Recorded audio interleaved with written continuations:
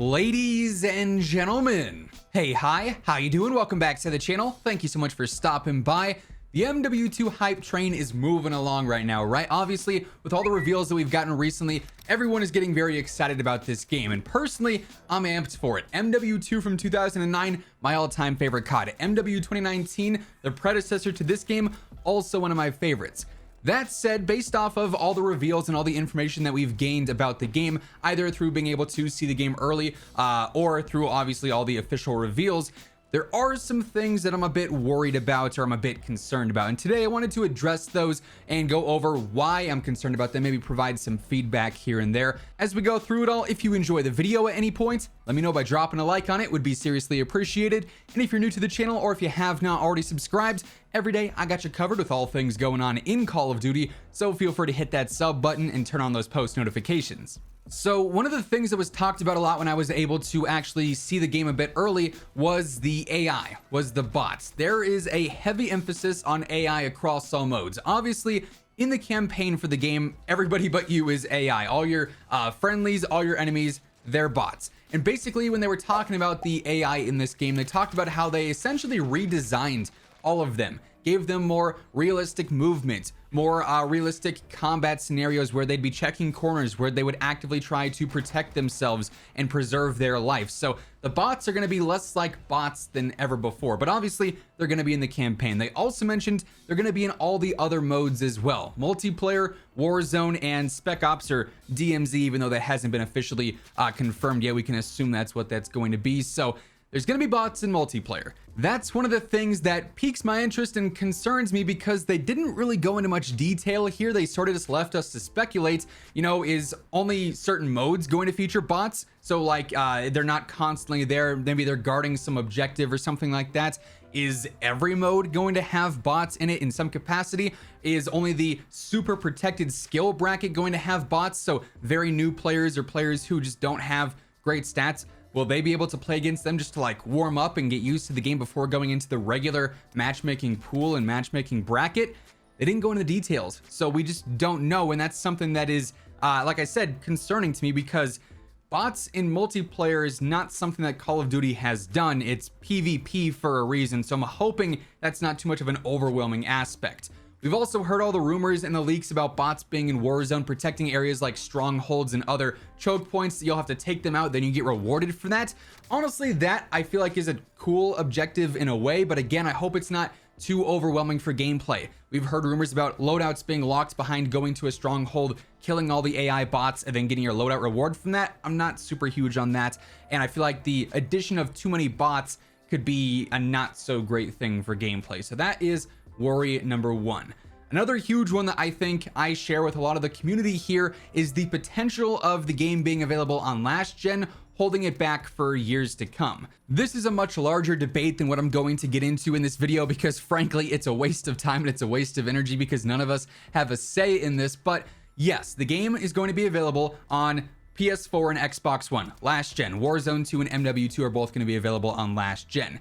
Now, the game is built for current gen and for the future, and it's way more future prepped than Warzone 1 was, which obviously became a lot more buggy and problematic once all the new content from Cold War and Vanguard was added in, because it just couldn't handle that.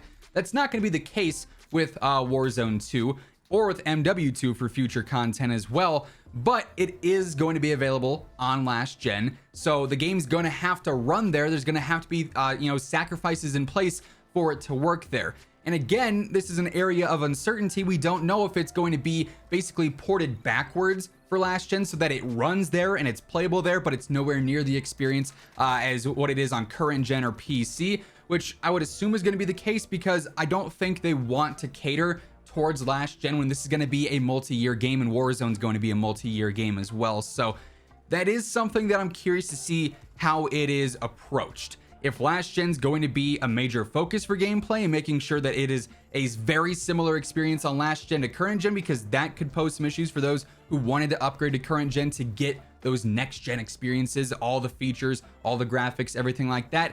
I'm just hoping we don't see a game that's half of what it could be just because it needs to be available for a 10-year-old platform with PlayStation 4 and with Xbox One. Now, this next one is something that personally I am so excited for, but I do also have some concerns about it. It's the Gunsmith, and it potentially being a bit too overcomplicated this time. And the reason that I'm bringing this up is because in our meeting with Infinity Ward, where they showed us the game early, one of the first things they said is that they aim to try and make the game as simple as can be. They don't want to overcomplicate things. They don't want to make things super complex, and they don't want to make systems already in place more complex and overwhelming than they were before. And then we look at the Gunsmith, and pretty much ever since the Gunsmith was integrated into Call of Duty in MW 2019, every year it's become more complex and more overwhelming. With 10 attachments now in Vanguard guns, and in MW2, we know you're gonna have various attachments, various weapon parts, not 10 though, we know that for sure, but you're also gonna have weapon tuning, which allows you to finely tune things like your barrel, your magazine, to increase the fire rate to a certain percent, to increase the recoil. Like, that is very, very detailed stuff. And again, the reverse direction of making the Gunsmith simple. It's definitely a more complicated system than we've ever had before in terms of the details at their core. So again, that complexity and that potential overwhelming aspect of that for new players is something that I feel like might deter some users, and I hope that's not the case. Hopefully it's very user friendly and easy to grasp. But it being so complicated and so much of an upgrade could pose some entry barriers for certain players, and I hope that's not the case.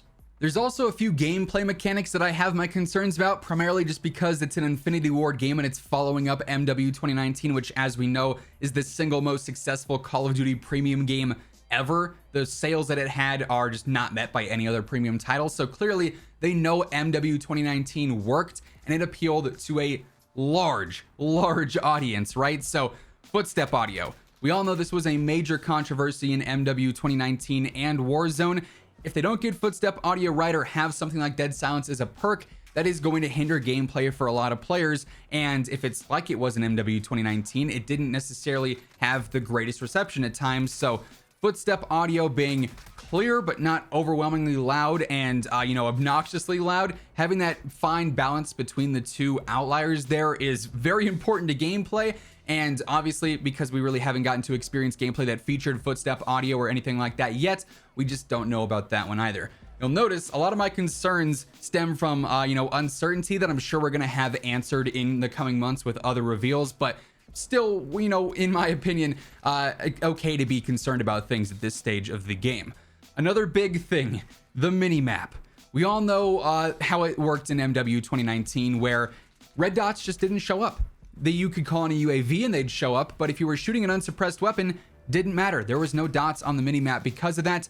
Not a fan of that. I feel like that heavily promotes camping. It makes suppressors completely useless, and there's been various leaks and rumors already saying that the classic minimap where you have to use a suppressor to stay off of it is going to be returning. We don't have any confirmations on that though. Hopefully those leaks do end up coming to fruition, but knowing that this is again a sequel to MW 2019 and how well that game went over and how the minimap worked, part of me is worried Infinity Ward will look at that and say, okay, players clearly loved the minimap that doesn't show you anything, so I'm concerned that we're going to have that very lackluster minimap that doesn't give us basic information unless you're getting streaks.